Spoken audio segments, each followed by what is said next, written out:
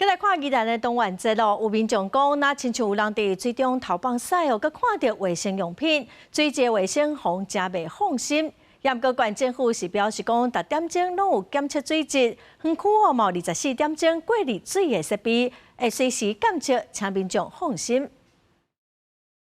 宜兰国际东元节已经30周年，主要互大家来耍水，是当年热热真受欢迎的活动。不过，未少游客最近伫咧水池仔内底，发现有民众乌白伫咧水里放屎石，甚至发现卫生棉条，互民众烦恼水质的问题。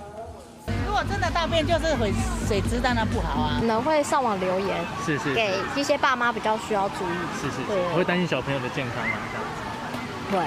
会立刻带他起来。东元节水质清在互外界检视，2011年都捌去有民众检举，讲水的大肠杆菌数量超标。2022年嘛，防指控水质 pH 值干那1.6，苏当时政府有提检验报告出来批回。东元节现场每1点钟拢有人员去算水的水池仔，随机取水的样本，嘛随时拢有派人提网去清理。园区嘛有设置4点钟的监控、甲过滤的系统。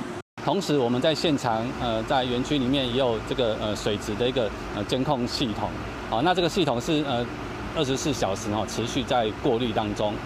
官府表示，大家开门进前，水池仔拢会先洗过，相关监控水质的速达拢会公告伫个园区内底，数据包括水的温度、酸度、甲大肠杆菌的数量等等，一定会确保水质符合安全的标准。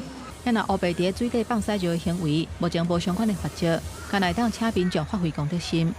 记者综合报道。